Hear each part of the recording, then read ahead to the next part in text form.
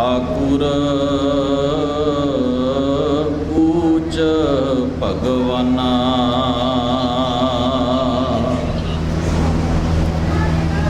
रहियो संत हों टोल साधु बहु तेरे डिठे।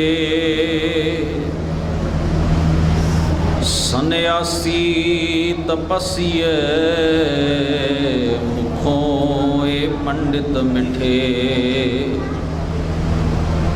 बरस एक हों फिरियो किनै ना पर चौ लायो। कहतियाँ कहती सुनी रहत को खुशी ना आयो। हर नाम छोड़ दूजे लगे तिनके गुण हों क्या कहों। गुर दई मिलायो भिखिया जिव तू रखें तिव रहों। परम सत्कारयोग धन धन गुरु ग्रंथ साहब सच्चे पातशाह जी दे पावन दरबार दियां हाज़रियां भर रहे गुरु सवारे गुरु प्यारे सत संगी जनों, अकाल पुरख वाहिगुरु जी ने अपार बख्शिश कृपा की है। अज दे इन्हां विशेष गुरमत समागमां दी हाज़री भरदियां होयां आप सारियां संगतां ने जिथे बाणी दा पाठ सुनिया है, सानू टुंब देण वालियां कुछ कवितावां बच्चियां ने पढ़ियां हन। उपरंत भाई साहब जी पासों आप जी ने गुरमत दीयां विचारां नाल सांझ बनाउण दा उद्यम यतन कीता है। अज दे समागम दा जो मुख मकसद है वो है अपने अंदर एक आदत बनाउणी, एक महसूस करन दी भावना अपने अंदर पैदा करनी कि साडा धन गुरु ग्रंथ साहब महाराज की बाणी नाल की संबंध है, की सांझ है। जिथे आपां जिन्ना को भी समा गुरु दरबार विच एकाग्रता नाल बैठना है, कोशिश करनी है आपसी गल्लां नूं संकोचदियां होयां इधर उधर दा ध्यान हटा के गुरबाणी दी विचार वल अपनी सुरती नूं अपनी बिरती नूं जोड़न दा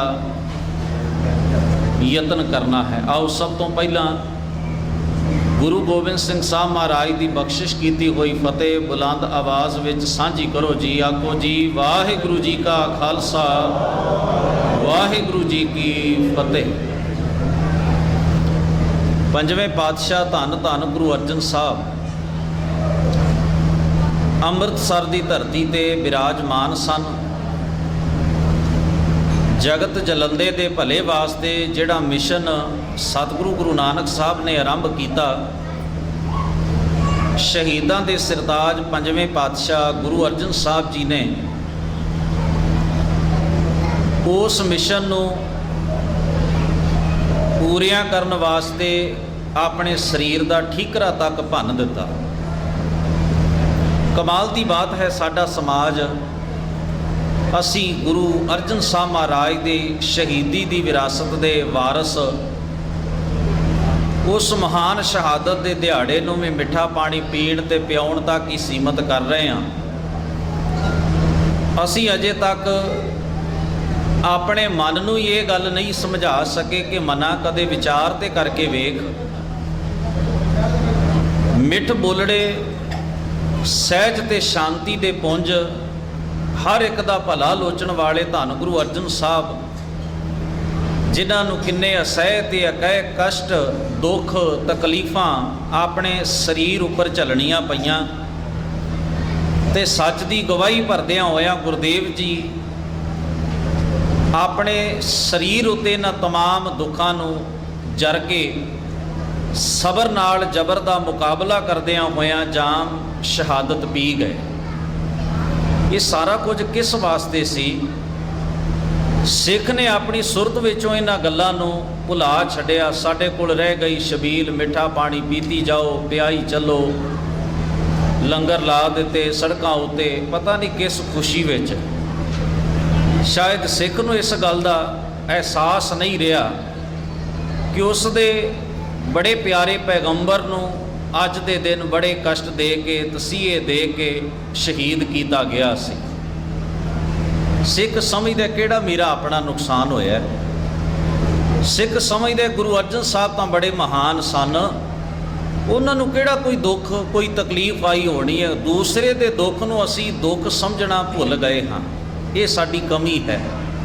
ਇਸੇ ਕਰਕੇ ਸਾਡੇ ਸ਼ਹੀਦਾਂ ਦੇ ਜਿਹੜੇ ਦਿਨ ਵੀ ਮਨਾਏ ਜਾਂਦੇ ਨੇ ਉਹ ਵੀ ਬਹੁਤੇ ਖਾਣ ਪੀਣ ਤੱਕ ਹੀ ਅਸੀਂ ਸੀਮਤ ਕਰ ਲਏ, ਕਿਉਂਕਿ ਅਸੀਂ ਦਿਲੋਂ ਪੱਥਰ ਹੋ ਗਏ ਹਾਂ। ਦੂਸਰੇ ਦੇ ਦੁੱਖ ਨੂੰ ਦਰਦ ਨੂੰ ਅਸੀਂ ਮਹਿਸੂਸ ਨਹੀਂ ਕਰਦੇ। ਖੈਰ, ਮੈਂ ਬੇਨਤੀ ਕਰ ਰਿਹਾ ਸਾਂ, ਐਸੇ ਮਹਾਨ ਜੀਵਨ ਦੇ ਮਾਲਕ ਗੁਰੂ ਅਰਜਨ ਸਾਹਿਬ ਅੰਮ੍ਰਿਤਸਰ ਦੀ ਧਰਤੀ ਤੇ ਬਿਰਾਜਮਾਨ ਸਨ। ਉਸ ਵਕਤ ਇੱਕ ਬੜੀ ਵੱਡੀ ਘਟਨਾ ਵਾਪਰੀ ਜਿਸ ਦਾ ਸੰਬੰਧ ਗੁਰੂ ਘਰ ਦੇ ਨਾਲ ਸੀ। ਗੁਰੂ ਘਰ ਦੇ ਕੁਝ ਵਿਰੋਧੀ ਸਨ ਜਿਨ੍ਹਾਂ ਨੂੰ ਮਸੰਦ ਆਖਿਆ ਗਿਆ। ਮਸੰਦ ਪ੍ਰਥਾ ਗੁਰੂ ਸਾਹਿਬ ਜੀ ਨੇ, ਗੁਰੂ ਰਾਮਦਾਸ ਮਹਾਰਾਜ ਨੇ ਆਰੰਭ ਕੀਤੀ। ਤੇ ਮਸੰਦ ਉਸ ਵਿਅਕਤੀ ਨੂੰ ਕਿਹਾ ਜਾਂਦਾ ਸੀ ਜਿਸ ਨੂੰ ਗੁਰੂ ਸਾਹਿਬ ਆਪ ਥਾਪੜਾ ਦੇ ਕੇ ਆਪਣੀ ਰਹਿਨੁਮਾਈ 'ਚ ਜ਼ਿੰਮੇਵਾਰੀ ਦਿੰਦੇ ਸਨ ਵੀ ਇਹ ਸਿੱਖ ਗੁਰੂ ਘਰ ਦੀਆਂ ਜ਼ਿੰਮੇਵਾਰੀਆਂ ਨਿਭਾਏਗਾ, ਇਹ ਬਾਣੀ ਦਾ ਪ੍ਰਚਾਰ ਕਰੇਗਾ, ਇਹ ਸੰਗਤ ਨੂੰ ਗੁਰਮਤ ਨਾਲ ਜੋੜੇਗਾ, ਇਹ ਸੰਗਤ ਦੀ ਅਗਵਾਈ ਕਰੇਗਾ। ਐਸੀਆਂ ਕੁਝ ਜ਼ਿੰਮੇਵਾਰੀਆਂ ਜਿਸ ਵਿਅਕਤੀ ਨੂੰ ਮਹਾਰਾਜ ਦਿੰਦੇ ਸਨ ਉਹਨੂੰ ਮਸੰਦ ਕਿਹਾ ਜਾਂਦਾ ਸੀ। ਬੜਾ ਆਦਰਯੋਗ, ਬੜਾ ਸਤਿਕਾਰਯੋਗ ਸ਼ਬਦ। ਮਸੰਦ ਨੇ ਕਿਸੇ ਨਗਰ ਵਿੱਚ ਜਾਣਾ, ਪਿੰਡ ਦੇ ਮੋਹਤਬਾਰ ਲੋਕਾਂ ਨੇ ਬਾਹਰ, ਪਿੰਡ ਤੋਂ ਬਾਹਰ ਉਹਨੂੰ ਲੈਣ ਵਾਸਤੇ ਆਉਣਾ। ਕਿਸੇ ਪੁੱਛਣਾ, ਤੁਸੀਂ ਪਿੰਡ ਦੇ ਮੋਹਤਬਾਰ ਆਦਮੀ, ਪਤਵੰਤੇ ਸੱਜਣ, ਪਿੰਡ ਤੋਂ ਬਾਹਰ ਕਿਉਂ ਖਲੋਤੇ ਹੋ? ਤਾਂ ਉਹਨਾਂ ਨੇ ਆਖਣਾ, ਜੋ ਗੁਰੂ ਸਾਹਿਬ ਦਾ ਨਿਵਾਜਿਆ ਹੋਇਆ ਮਸੰਦ ਸਾਡੇ ਪਿੰਡ ਵਿੱਚ ਆ ਰਿਹਾ ਹੈ। ਇੰਨਾ ਸਤਿਕਾਰ ਹੁੰਦਾ ਸੀ ਕਿਸੇ ਵੇਲੇ ਮਸੰਦ ਦਾ। ਉਸਨੇ ਬਾਣੀ ਦਾ ਪ੍ਰਚਾਰ ਕਰਨਾ, ਉਸਨੇ ਸੰਗਤ ਦੀਆਂ ਆਪਸੀ ਜੋ ਉਲਝਣਾਂ ਸਨ ਉਹਨਾਂ ਨੂੰ ਸੁਲਝਾਉਣਾ, ਉਸਨੇ ਟੁੱਟੀ ਹੋਈ ਲੋਕਾਈ ਨੂੰ ਗੁਰਮਤਿ ਦੇ ਰਾਹ ਦੀ ਦੱਸ ਪਾਉਣੀ, ਗੁਰੂ ਸਾਹਿਬ ਜੀ ਦੀ ਮੱਤ ਤੋਂ ਸੰਸਾਰ ਦੇ ਲੋਕਾਂ ਨੂੰ ਜਾਣੂ ਕਰਾਉਣਾ। ਬੜੀਆਂ ਵੱਡੀਆਂ ਜ਼ਿੰਮੇਵਾਰੀਆਂ ਨਿਭਾਉਂਦਿਆਂ ਦੂਰ ਦਰਾਜ਼ ਤੱਕ ਉਹਨਾਂ ਗੁਰਸਿੱਖਾਂ ਨੇ ਗੁਰਮਤਿ ਦੀ ਖੁਸ਼ਬੂ ਨੂੰ ਆਪਣੇ ਜੀਵਨ ਰਾਹੀਂ ਤੇ ਆਪਣੇ ਪ੍ਰਚਾਰ ਰਾਹੀਂ ਫੈਲਾਇਆ। ਪਰ ਸਮਾਂ ਪਾ ਕੇ ਕੁਝ ਗਿਰਾਵਟ ਆ ਜਾਂਦੀ ਹੈ ਹਰ ਇੱਕ ਚੀਜ਼ ਵਿੱਚ। ਪੁਰਾਣੇ ਮਸੰਦ ਜਿਉਂ-ਜਿਉਂ ਚਲਾਣਾ ਕਰਦੇ ਗਏ, ਨਵੇਂ ਆਉਂਦੇ ਗਏ। ਕੁਝ ਸਵਾਰਥੀ ਬੰਦੇ ਵੀ ਵੇਖਦੇ ਨੇ ਵੀ ਜਿੱਥੇ ਸਤਿਕਾਰ ਜ਼ਿਆਦਾ ਹੋਵੇ ਉੱਥੇ ਸਵਾਰਥੀ ਤੇ ਮੌਕਾ ਪ੍ਰਸਤ ਲੋਕ, ਹਮੇਸ਼ਾ ਸ਼ਰਾਰਤੀ ਬੰਦੇ ਉੱਥੇ ਆ ਜਾਂਦੇ ਨੇ। ਉਹ ਮਿੱਠੇ ਦੇ ਦੁਆਲੇ ਮੱਖੀਆਂ ਦਾ ਆਉਣਾ ਸੁਭਾਵਿਕ ਹੀ ਹੁੰਦਾ ਹੈ। ਜਿੱਥੇ ਸਤਿਕਾਰ ਜ਼ਿਆਦਾ ਮਿਲਿਆ, ਮਾਣ ਜ਼ਿਆਦਾ ਮਿਲਿਆ, ਉੱਥੇ ਮੌਕਾ ਪ੍ਰਸਤ ਸਵਾਰਥੀ ਲੋਕਾਂ ਨੇ ਆਪਣੇ ਅੱਡੇ ਜਮਾ ਲਏ ਵੀ ਇਹਦੋਂ ਵਧੀਆ ਥਾਂ ਹੋਰ ਕਿਹੜੀ ਹੋ ਸਕਦੀ ਹੈ। ਵੈਸੇ ਇੱਕ ਬੇਨਤੀ ਕਰਾਂ, ਦੁਨੀਆ ਭਰ ਦੇ ਠੱਗਾਂ ਨੂੰ, ਚੋਰਾਂ ਨੂੰ, ਗਰਕੇ ਹੋਏ ਜੀਵਨ ਦੇ ਬੰਦਿਆਂ ਨੂੰ ਜੇ ਕੋਈ ਥਾਂ ਲੱਭੀ ਲੁਕਣ ਵਾਸਤੇ ਤੇ ਉਸੇ ਧਰਮ ਦਾ ਅਸਥਾਨ, ਉਸੇ ਧਰਮ ਦਾ ਪਹਿਰਾਵਾ। ਤਾਰੀਖ ਕਹਿੰਦੀ ਹੈ ਸੱਜਣ ਠੱਗ ਨੂੰ ਵੀ ਧਰਮ ਦਾ ਪਹਿਰਾਵਾ ਹੀ ਲੱਭਾ ਆਪਣੀ ਠੱਗੀ ਨੂੰ ਢੱਕਣ ਵਾਸਤੇ। ਇਤਿਹਾਸ ਇਸ ਗੱਲ ਦਾ ਗਵਾਹ ਹੈ। ਨਹੀਂ ਤਾਂ ਮੇਰਾ ਦਾਤਾ ਇਹ ਗੱਲ ਆਪਣੀ ਬਾਣੀ ਵਿੱਚ ਇੱਕ ਧਾਰਮਿਕ ਪਹਿਰਾਵੇ ਵਾਲੇ ਬੰਦੇ ਲਈ, ਧਰਮੀ ਬੰਦੇ ਵਾਸਤੇ ਕਿਉਂ ਕਹਿੰਦਾ? ਕਾਦੀ ਕੂੜ ਬੋਲ ਮਲ ਖਾਏ, ਬ੍ਰਾਹਮਣ ਨਾਵੇ ਜੀਆਂ ਕਾਏ, ਜੋਗੀ ਜੁਗਤ ਨਾ ਜਾਣੇ ਅੰਧ ਤੀਨੇ ਉਹ ਜਾੜੇ ਕਾ ਬੰਧ। ਹੁਣ ਇੰਨੀ ਮਿੱਠੀ ਭਾਸ਼ਾ ਗੁਰੂ ਨਾਨਕ ਸਾਹਿਬ ਬੋਲਦੇ ਨੇ ਆਪਣੀ ਬਾਣੀ 'ਚ, ਫਿਰ ਵੀ ਉਹਨਾਂ ਨੂੰ ਇਹ ਸ਼ਬਦ ਵਰਤਣੇ ਪਏ ਕਿਉਂਕਿ ਸਤਿਗੁਰਾਂ ਨੇ ਵੇਖਿਆ ਵੀ ਕੇਵਲ ਪਹਿਰਾਵਾ ਧਾਰਮਿਕ ਹੈ, ਬਾਹਰੋਂ ਕੁਝ ਰਸਮਾਂ ਰੀਤਾਂ ਧਾਰਮਿਕ ਨੇ, ਬੰਦਾ ਧਾਰਮਿਕ ਜਿੰਨਾ ਅਖਬਾਰ ਹੈ ਉਹਨਾਂ ਧਾਰਮਿਕ ਬਣ ਨਹੀਂ ਰਿਹਾ। ਇਹਦੇ ਜੀਵਨ ਵਿੱਚ ਇੰਨੀਆਂ ਕਮੀਆਂ ਨੇ, ਇਸ ਕਹੇ ਤਾਂ ਧਰਮ ਦਾ ਨੁਕਸਾਨ ਕਰ ਰਿਹਾ ਬੰਦਾ, ਧਰਮ ਦਾ ਨੁਕਸਾਨ। ਇਹਨੂੰ ਕਿਹਾ ਤਿੰਨੇ ਉਜਾੜੇ ਕਾ ਬੰਦ, ਮਾਨਸ ਖਾਣੇ ਕਰੈ ਨਿਵਾਸ, ਛੁਰੀ ਵਗਾਇਨ ਤਿੰਨ ਗਲ ਤਾਗ, ਤਿੰਨ ਘਰ ਬ੍ਰਾਹਮਣ ਪੂਰੈ ਨਾਦ, ਉਹਨਾਂ ਪੀ ਆਵੈ ਉਹੀ ਸਾਧ। ਜਿੱਥੇ ਪਦਵੀ ਦਾ ਭੁੱਖਾ ਬੰਦਾ ਖਲੋਤਾ ਹੈ, ਉੱਥੇ ਧਰਮ ਦੀ ਗੱਲ ਕਰਨ ਵਾਲਾ, ਜ਼ਬਾਨ ਤੋਂ ਰੱਬ ਰੱਬ ਕਹਿਣ ਵਾਲਾ, ਮਾਲਾ ਫੇਰਨ ਵਾਲਾ, ਤਸਬੀਹਾਂ ਘੁਮਾਉਣ ਵਾਲਾ, ਪੂਜਾ ਕਰਨ ਵਾਲਾ, ਤੀਰਥ ਇਸ਼ਨਾਨ ਕਰਨ ਵਾਲਾ, ਧਰਮ ਗ੍ਰੰਥਾਂ ਦੇ ਪਾਠ ਉੱਚੀ ਉੱਚੀ ਗਾ ਕੇ ਸੁਣਾਉਣ ਵਾਲਾ, ਉਹ ਵੀ ਨੂੰ ਵੀ ਉਹੋ ਹੀ ਸਵਾਦ ਆ ਰਿਹਾ ਜਿਹੜਾ ਸਵਾਦ ਭੈੜੇ ਚਸਕਿਆਂ ਦਾ, ਪਦਵੀ ਦਾ ਗੁਲਾਮ, ਵਿਕਾਰਾਂ 'ਚ ਡੁੱਬਿਆ ਬੰਦਾ ਲੈ ਰਿਹਾ ਹੈ ਨਾ, ਉਹੋ ਹੀ ਚਸਕੇ ਉਸ ਬੰਦੇ ਨੂੰ ਵੀ ਲੱਗੇ ਹੋਏ ਨੇ ਜਿਹੜਾ ਧਰਮ ਕਰਮ ਕਰਨ ਵਿੱਚ ਮਾਹਰ ਮੰਨਿਆ ਜਾਂਦਾ ਹੈ।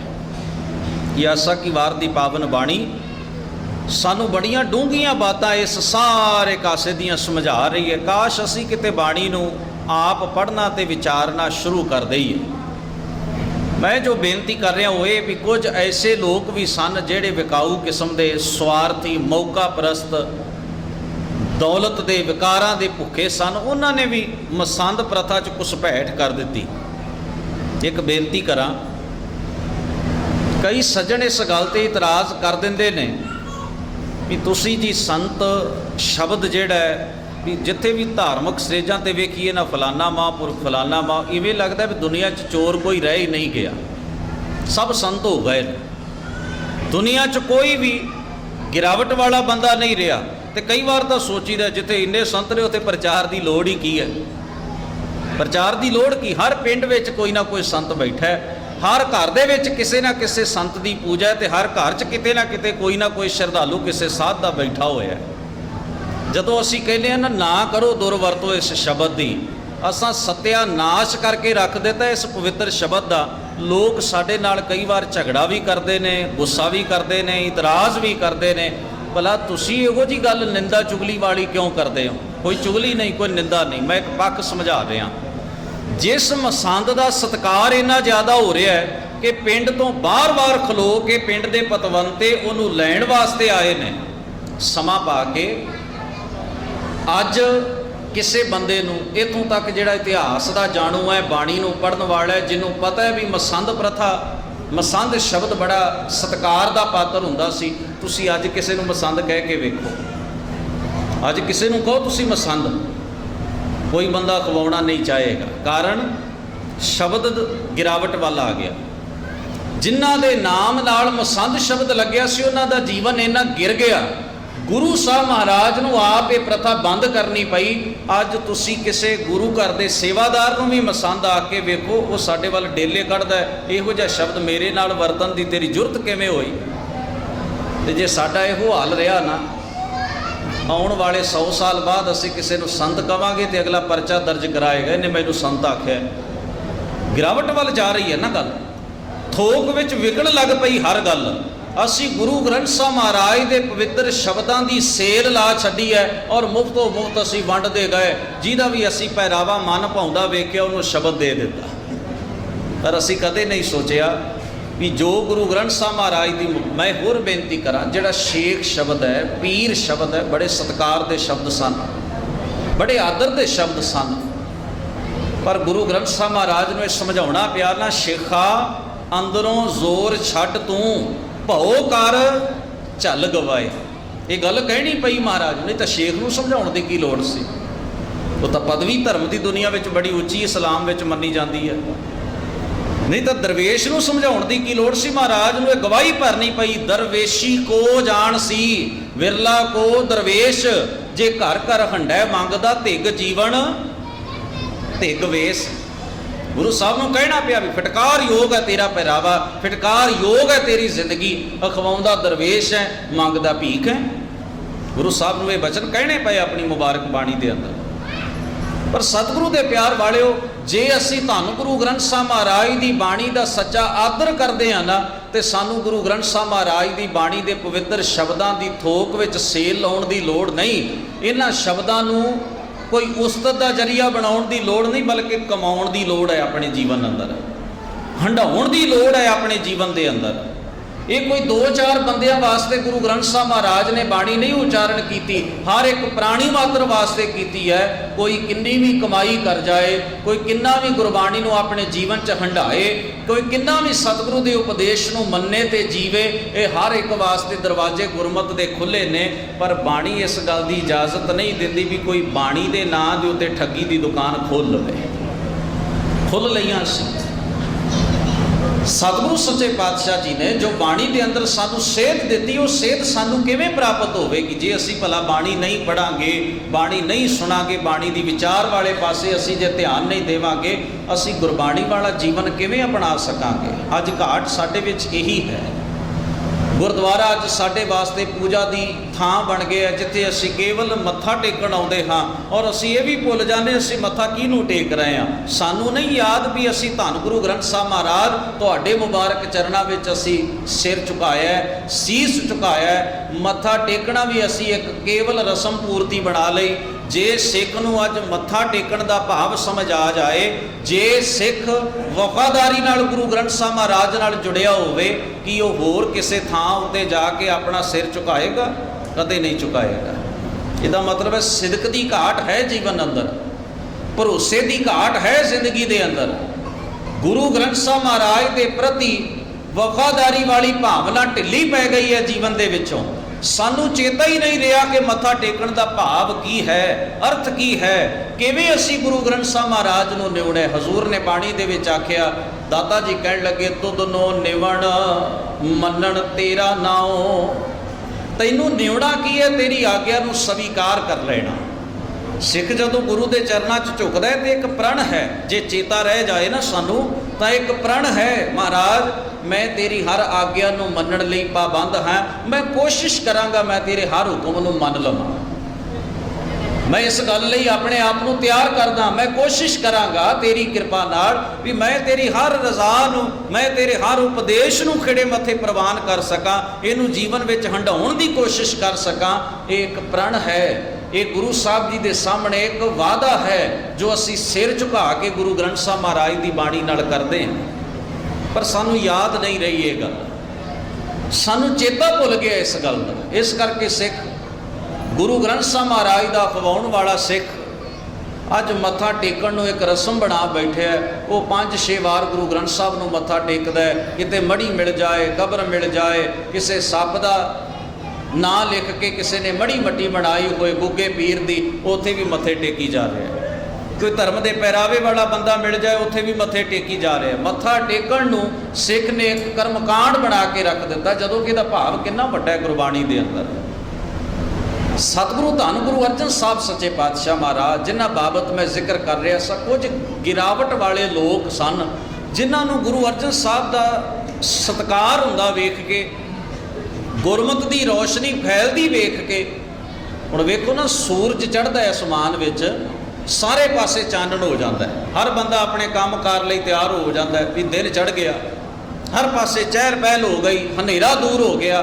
पर कहंदे ने जिस वेले सूरज चढ़दा है उल्लू नूं दिसना बंद हो जाता है, उल्लू नहीं वेख पाउंदा रोशनी दे विच। इसे करके भाई साहब भाई गुरदास जी ने आख्या, कहण लगे सूरज चढ़िया जान लोक उल्लू अंध कंध जग माही। कहण लगे जदों सूरज चढ़दा है ना उल्लू लुक जाता है, क्योंकि उहदा काम खत्म, उहनूं तां हनेरे च दिसना, चानण च नहीं दिसना।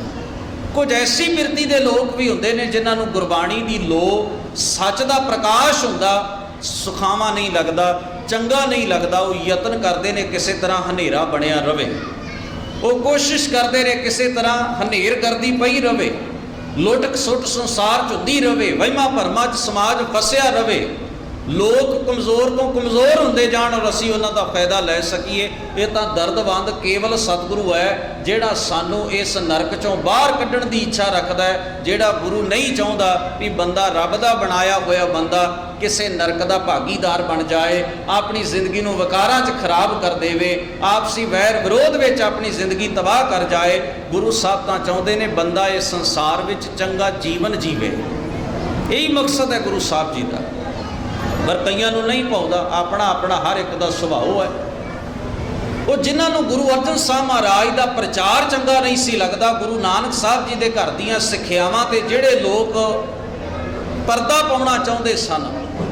ਉਹਨਾਂ ਨੇ ਇੱਕ ਸ਼ੜਯੰਤਰ ਕੀਤਾ, ਇੱਕ ਸਾਜ਼ਿਸ਼ ਕੀਤੀ ਵੀ ਜਿੰਨੀ ਸੰਗਤ ਗੁਰੂ ਦਰਬਾਰ ਵਿੱਚ ਆਉਣ ਵਾਲੀ ਹੈ ਨਾ, ਦੂਰ ਦਰਾਡੇ ਉਹਨਾਂ ਨੇ ਆਪਣੇ ਆਪਣੇ ਏਜੰਟ ਖਿਲਾਰ ਦਿੱਤੇ। ਆਪਣੇ ਆਪਣੇ ਏਜੰਟ ਜਿਹੜੇ ਸਨ ਉਹਨਾਂ ਰਾਹਾਂ 'ਤੇ ਦੂਰ ਦਰਾਡੇ ਖਿਲਾਰ ਦਿੱਤੇ। ਉਹਨਾਂ ਨੂੰ ਇੱਕ ਗੱਲ ਆਖੀ ਵੀ ਵੱਧ ਤੋਂ ਵੱਧ ਜਿੰਨੇ ਲੋਕ ਗੁਰੂ ਘਰ ਦੇ ਵਿੱਚ ਆਉਣ ਵਾਲੇ, ਗੁਰੂ ਅਰਜਨ ਸਾਹਿਬ ਦੇ ਦਰਬਾਰ ਵਿੱਚ ਆਉਣ ਵਾਲੇ ਨੇ, ਗੁਰਮਤਿ ਦੇ ਚਾਨਣ ਨਾਲ ਜੁੜਨਾ ਚਾਹੁੰਦੇ ਨੇ, ਉਹਨਾਂ ਨੂੰ ਗੁੰਮਰਾਹ ਕਰਦੇ। ਗੁੰਮਰਾਹ ਸ਼ਬਦ ਦਾ ਮਤਲਬ ਹੁੰਦਾ ਹੈ ਉਲਝਾ ਦਿਓ ਬੰਦੇ ਨੂੰ। ਸੁਲਝਣ ਦੇ ਵਿੱਚ ਬੜਾ ਸਮਾਂ ਲੱਗਦਾ, ਉਲਝਣ ਦੇ ਵਿੱਚ ਕੋਈ ਬਹੁਤਾ ਸਮਾਂ ਨਹੀਂ ਲੱਗਦਾ। ਜਿਹੜੇ ਬੰਦੇ ਨੇ ਉਲਝਣਾ ਹੋਵੇ ਨਾ, ਉਲਝਾਉਣ ਵਾਲੇ ਬਹੁਤ ਨੇ ਸੰਸਾਰ ਦੇ ਅੰਦਰ, ਸੁਲਝਾਉਣ ਵਾਲਾ ਕੋਈ ਨਹੀਂ। ਉਲਝਾਉਣਾ ਬਹੁਤ ਸੌਖਾ। ਕਿਸੇ ਨੂੰ ਕਹਿ ਦਿੱਤਾ ਜੇ ਗੁਆਂਢੀ ਚੰਗਾ ਖਾਂਦਾ ਪੀਂਦਾ, ਰੱਜਿਆ ਪੁੱਜਿਆ, ਉਹ ਕਾਬੂ ਨਹੀਂ ਆਇਆ, ਉਹਦੇ ਧੀ ਪੁੱਤਰ ਨੂੰ ਗਲਤ ਪਾਠ ਪੜ੍ਹਾ ਦਿਓ ਵੀ ਕਿਸੇ ਤਰ੍ਹਾਂ ਬਰਬਾਦ ਹੀ ਕਰਨਾ, ਉਲਝਾ ਕੇ ਰੱਖ ਦਿੱਤੀ ਗੱਲ। ਹੁਣ ਵਹਿਮ ਪਾਉਣੇ ਵੇਖੋ ਕਿੰਨੇ ਸੌਖੇ ਨੇ। ਕੋਈ ਬੰਦਾ ਤਿਲਕ ਕੇ ਹੀ ਡਿੱਗ ਪਵੇ ਤੇ ਆਪਾਂ ਕਹਿ ਸਕਦੇ ਹਾਂ ਇੱਥੋਂ ਨਾ ਪਤਾ ਨਹੀਂ ਕਿੰਨੇ ਬੰਦੇ ਤਿਲਕ ਕੇ ਡਿੱਗੇ ਨੇ, ਕਿਉਂਕਿ ਇੱਥੇ ਕਿਸੇ ਬਾਬੇ ਦੀ ਪੁਰਾਣੀ ਕਬਰ ਹੁੰਦੀ ਸੀ ਜਿਹੜੀ ਢਾਹ ਦਿੱਤੀ ਗਈ। ਆਪਾਂ ਉੱਥੇ 4 ਇੱਟਾਂ ਰੱਖ ਦੇਣੀਆਂ ਨੇ, ਫਿਰ ਰੋਜ਼ ਡਿੱਗਣ ਨਾਲੋਂ ਚੰਗਾ ਇੱਥੇ ਬੜੀ ਬਣਾ ਦਿਓ। ਵਹਿਮ ਪੈ ਗਿਆ ਨਾ ਮਨ ਦੇ ਅੰਦਰ।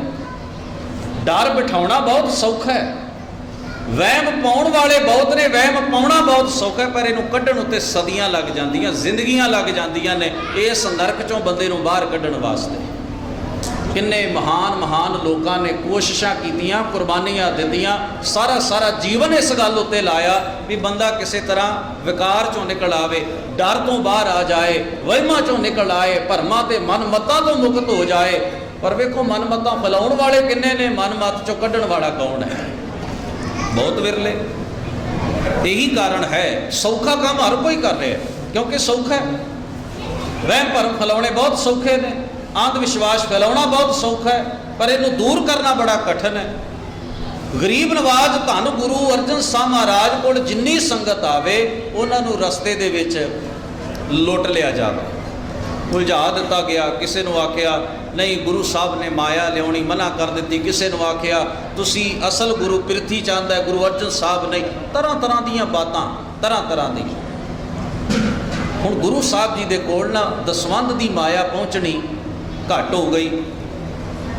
ਗੁਰੂ ਸਾਹਿਬ ਸੱਚੇ ਪਾਤਸ਼ਾਹ ਜੀ ਦੇ ਲੰਗਰ ਦੇ ਵਿੱਚ ਵੀ, ਕਿਉਂਕਿ ਮਾਇਆ ਨਾਲ ਹੀ ਆਖਰ ਇਹ ਸਾਰੀਆਂ ਚੀਜ਼ਾਂ ਚੱਲਣੀਆਂ ਸਨ, ਜਿੰਨੀਆਂ ਸੇਵਾਵਾਂ ਚੱਲ ਰਹੀਆਂ ਸਨ। ਭਾਈ ਸਾਹਿਬ ਭਾਈ ਗੁਰਦਾਸ ਜੀ ਗੁਰੂ ਘਰ ਦੇ ਬੜੇ ਉੱਚ ਕੋਟੀ ਦੇ ਵਿਦਵਾਨ, ਬੜੇ ਤਤਵੇਤਾ ਪੁਰਖ, ਸੱਚ ਨੂੰ ਜਾਣਨ ਵਾਲੇ, ਸੱਚ ਦਾ ਪ੍ਰਚਾਰ ਕਰਨ ਵਾਲੇ ਐਸੇ ਗੁਰਸਿੱਖ ਸਨ ਭਾਈ ਸਾਹਿਬ ਭਾਈ ਗੁਰਦਾਸ ਜੀ, ਜਿਹੜੇ ਅੱਜ ਸਾਡੇ ਮਨੋਂ ਭੁੱਲ ਰਹੇ ਨੇ, ਵਿਸਰ ਗਏ। ਉਹ ਭਾਈ ਗੁਰਦਾਸ ਜੀ ਆਗਰੇ ਵਿੱਚ ਪ੍ਰਚਾਰ ਕਰਕੇ ਵਾਪਸ ਆਏ।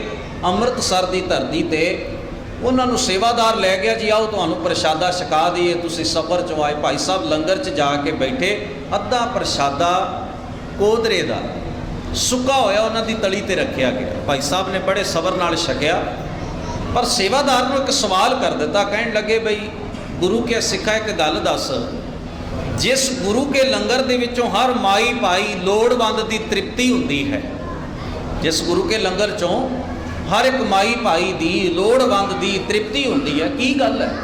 ਮੈਨੂੰ ਲੱਗ ਰਿਹਾ ਲੰਗਰ ਦੇ ਵਿੱਚ ਕੋਈ ਘਾਟ ਹੈ, ਗੁਰੂ ਕੇ ਲੰਗਰ ਦੇ ਵਿੱਚ ਕਿਸੇ ਚੀਜ਼ ਦੀ ਕਮੀ ਆ ਗਈ, ਕਾਰਨ ਕੀ ਹੈ? ਹਾਲਾਤ ਵੇਖ ਕੇ ਭਾਈ ਸਾਹਿਬ ਨੇ ਸਵਾਲ ਕਰ ਦਿੱਤਾ।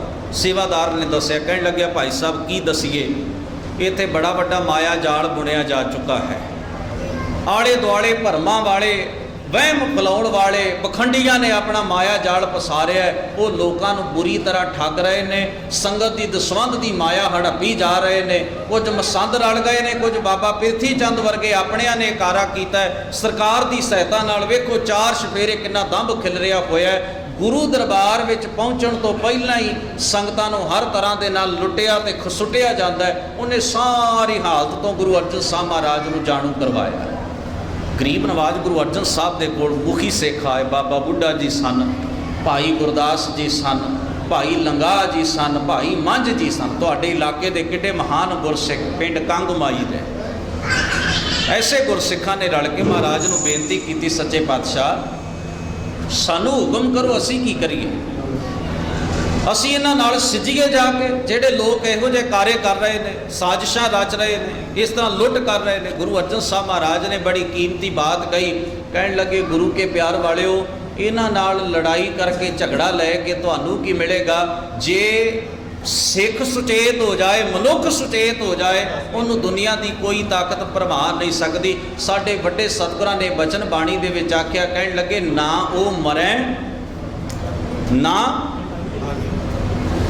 ਆਪਾਂ ਤਾਂ ਬਾਹਲੇ ਗੰਭੀਰ ਜੇ ਹੋ ਗਏ, ਜਿਵੇਂ ਮੈਂ ਕਿਸੇ ਹੋਰ ਭਾਸ਼ਾ 'ਚ ਗੱਲ ਕਹਿ ਦਿੱਤੀ। ਥੋੜਾ ਉੱਚੀ ਬੋਲੋ। ਭਾਈ ਸਾਹਿਬ ਤਾਂ ਪਤਾ ਨਹੀਂ 40 ਸਾਲ ਹੋ ਗਏ ਹੋਣੇ ਗੁਰਦੁਆਰੇ 'ਚ ਸੋਦਰ ਦਾ ਪਾਠ ਕਰਦੇ ਆ, ਤੇ ਸੁੱਖ ਨਾਲ ਆਪਾਂ ਤਾਂ ਉਦੋਂ ਕੁੰਮ ਵੇਖ ਰਹੇ ਹੁੰਦੇ। ਆਪਣੇ ਕੋਲ ਕਿੱਥੇ ਸਮਾਂ ਸੋਦਰ ਦਾ ਪਾਠ ਕਰਨ ਦਾ।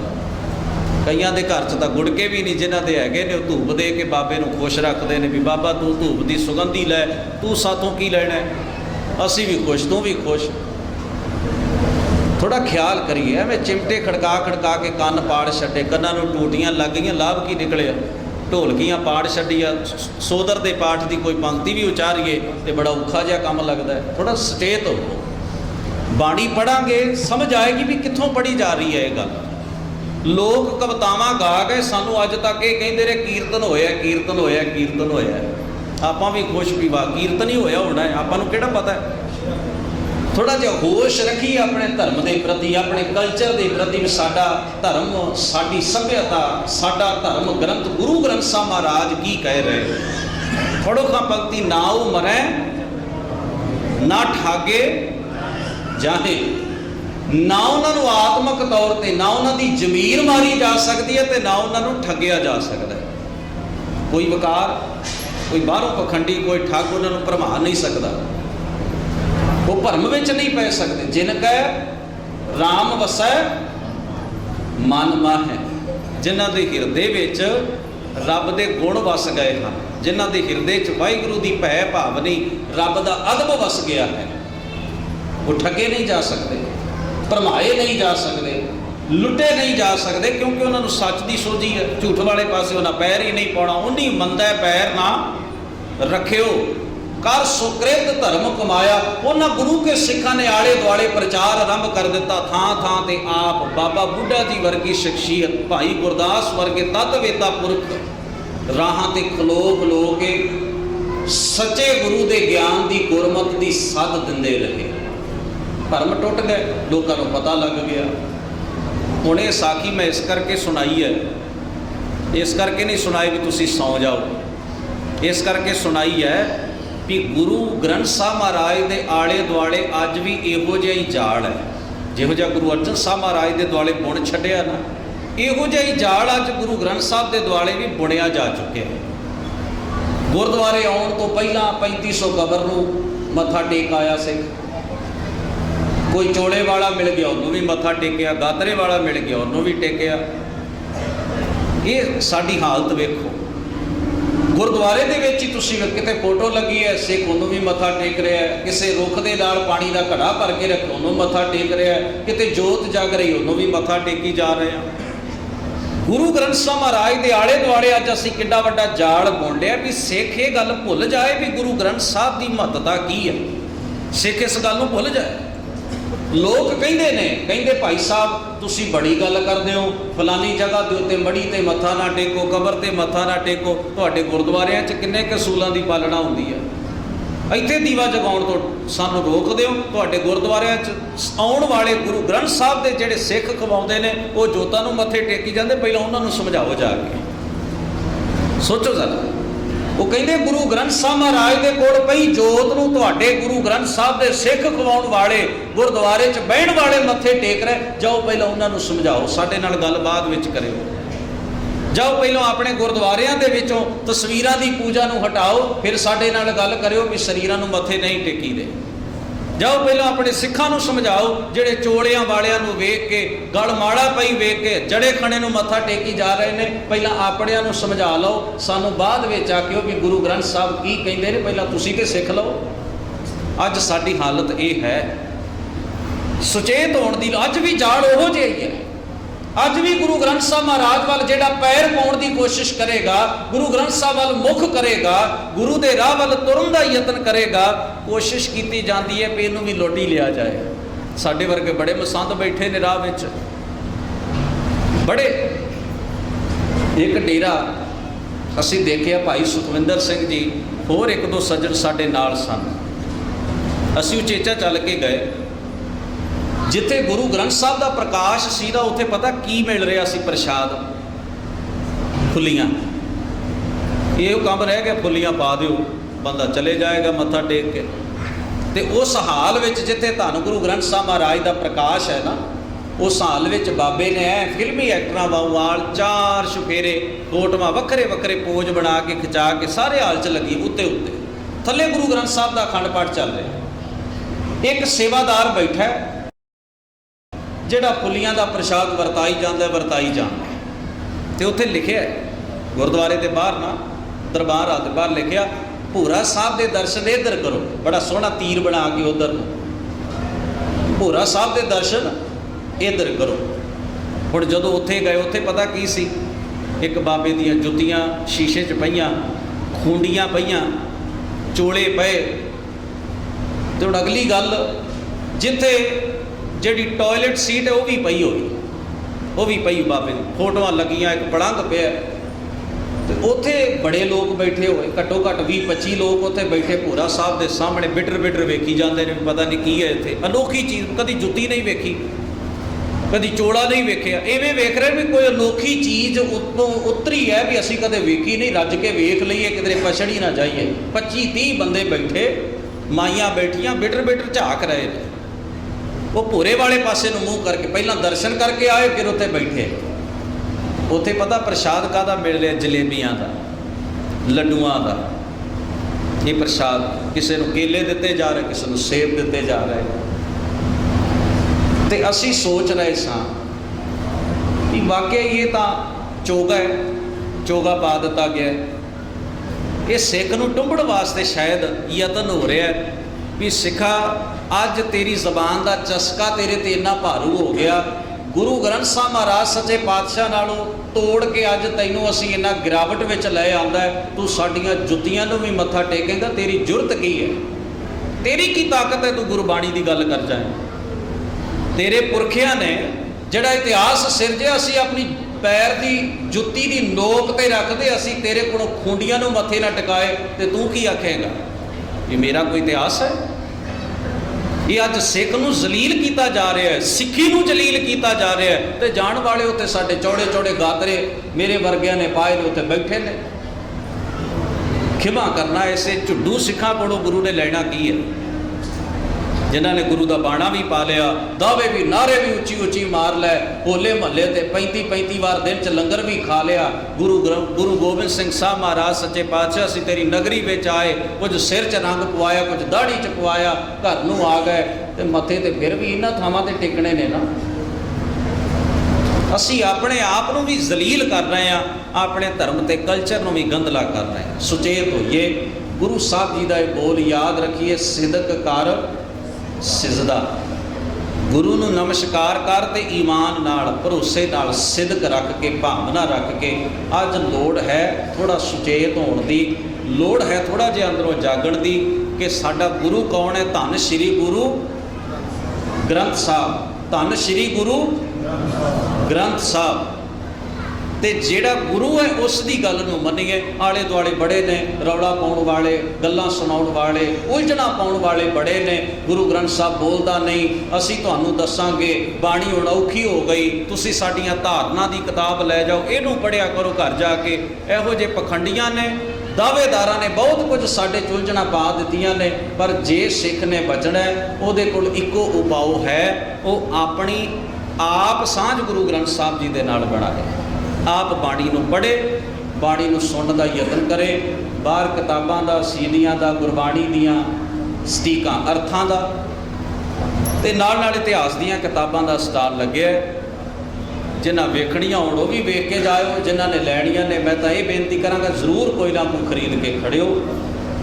क्योंकि एक असीं गुरुद्वारिਆਂ 'ਚ मेले पता लाए ने ना, जदों पघाने जवाकां नूं खरीद के दित्ते, उत्थे 10 रुपये की एक किताब है, सिख धर्म के मुढ़ले सिद्धांत। सारे जाने आप लैके जाओ, बीबियां वास्ते उत्थे इतिहास दीयां बड़ियां सुंदर किताबां ने, वो लैके जाइए।